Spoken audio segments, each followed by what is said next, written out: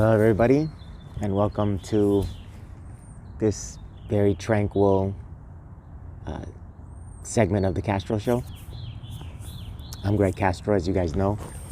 This is actually one of the segments I had to record after the fact because I couldn't fit it into the episode 2 of the show, given that there was so much content.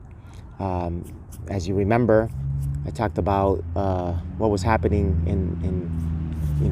in our country, specifically about mass shootings. That was a segment that, unfortunately, I recorded that back in March, and we're in April. Today's April the 18th, actually, and stuff is still going on with regard to that.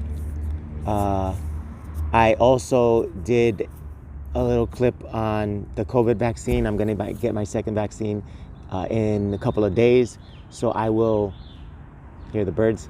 I will put another segment out with my reaction to the second dose, and I'll condense the first and the second dose into that. Most of you are already experiencing the vaccine, so you probably relate to some of what I'm talking about. The last part of the show, which was the main part of the show, as you remember, was about organ donation, and you heard my mom's story and the story of my sister, and she referenced me, and I wanted to make that show primarily about my mom and my sister's experience, just to highlight the fact that, you know, my mother donated her kidney back in '89 to my sister. And so I wanted to kind of talk a little bit more about my experience in 2015, because that's probably a little bit more of what folks that haven't donated or are interested or want to share this information with others, they'll find that contemporary experience more relevant to them. At the time, back in 1989, a kidney from someone who was 42, and so, you know, I guess, you know, when you're thinking about it, by the time she's in her late 30s, early 40s, that kidney, you know, it's almost double that age, and so between that and, of course, other complicating issues health-wise, she required another kidney. And so my mother brought that to our attention, to my brother and my sister and I. And it turns out that I was the best match, right? I was the person that matched best with my sister, and I was in the best position to donate. And so that decision, that was a no-brainer, as I say. That was definitely a no-brainer. For me, it was a quick one because, you know, you see your mother doing it, and you study and you learn how relatively safe it is to donate a kidney, the recovery process, and I'll get into that in a minute.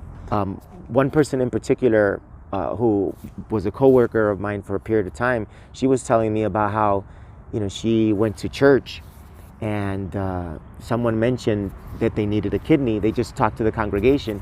After that service, she walked up to them and basically said, "Hey, what do you need to do to donate a kidney? And, you know, how many kidneys do I have? And, how does that work?"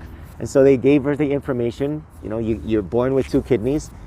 You only need one to live. And it's a procedure that can be done if you're found to be a match. Procedures are done to sort of, like, you know, make sure that you're healthy, that this is not going to be a complicating issue for you and your future. And, you know, you have the surgery and there's a period of recovery.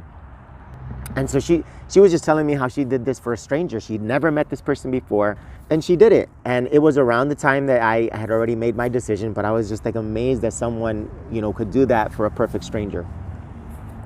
In addition to her, when I went to Puerto Rico, prior to going to Puerto Rico, I was in communication with a social worker by the name of Hilda Perez. And she was a social worker for El Hospital Auxilio Mutuo, and we communicated, because I'm in Connecticut, so we communicated by phone and email. And I went to Puerto Rico, did the preliminary blood work, took all the tests, met with all of the members of the surgical team, not every single person, but the primary surgeon, and I felt really comfortable. I came back to Connecticut after that, while they were sort of determining whether I was a match, and a couple of weeks later they said, "You're a match, we can schedule." And so a month from that point, I was on the operating table, and away we went. Now I'm speeding through this But I did want to make sure that I recognize, in addition to recognizing Hilda Perez as the social worker, all the nurses and the staff at El Hospital Auxilio Mutuo de Puerto Rico. I wanted to make sure that it was in Puerto Rico because that's where the first surgery had taken place, and it was a success. And I had all the confidence in the world that, you know, my brothers and sisters in Puerto Rico were going to be able to do an amazing job, and they did.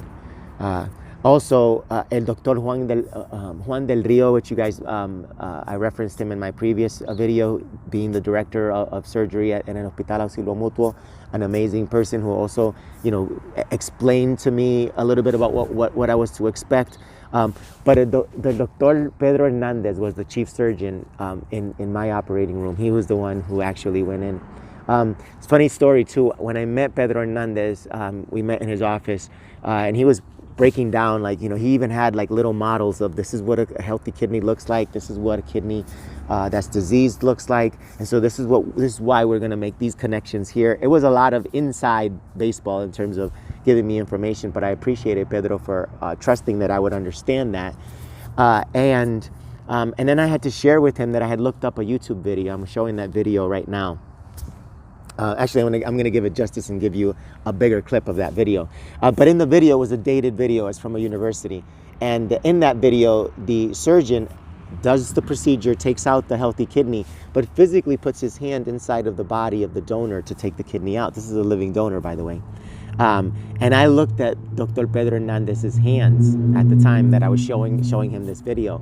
And he has whoppers of hands. If you know Pedro Hernandez, you know he has the biggest hands. And I said, you know, Dr. Hernandez, are you going to put your hand inside of my body? Because he explained, you know, where the surgery would take place. And he starts laughing because he didn't understand where I was coming from. So I showed him the video, and he goes, oh, no, that's dated. We have, you know, laparoscopic, you know, tools and techniques. And he showed, you know, that's when he actually showed me where the incisions would take place. So I just wanted to give him, Dr. Hernandez, a shout out because I thought that was hilarious. And I apologize for my ignorance at the time. But yeah, once we got through the procedure, my recovery time was very brief. I think I was out of the hospital within 2 days, in my mom's home with my sister, recovering for like maybe a week. And I went to see my follow-up, and they said, you know, you're good to go. You can fly out. So I came back to Connecticut. I was driving, you know, by the first week, second week, I was already driving, not long distances because, you know, it's still an incision. It's a serious procedure. But you know, I want to say between 6 months, I was back at the gym doing some light workout, you know, little jogs. 6 months after this surgery, I was already back to working out. But I would say within 8 to 10 months, I was my normal self. And beyond that, like I didn't think I'd be able to do some of the things that I have physically been able to do. I started running marathons in 2018. I did a few half marathons, and then I did a full marathon. And it's 2021. And prior to COVID, I had continued to do half marathons. I probably have like 8 or 9 under my belt. Things that I didn't do prior to donating the kidney. So when I tell you that donating a kidney isn't just something that you can do and you can resume whatever your physical activity, barring any complications, and the numbers to that are, you know, just a fraction of the individuals that donate. But I wanted to you know, not end before giving a shout out to Esteban. Esteban was one of the folks. I'm going to put a picture of him up. He was one of the folks that was just really cool about talking to me about what I could expect. And Josian Garcia was another individual that was just unbelievable. You know, he had just donated a kidney like maybe the week before I did mine, and he was explaining to me like, this is what you can expect. Him and Esteban. I got really close to Esteban, and more so because Esteban's sister, he donated a kidney to his sister, Yolanda Figueroa, and I was donating to my sister, so we were sort of like kindred spirits in that way. And Esteban, well, for all I know, he's doing well. Josue is also doing well.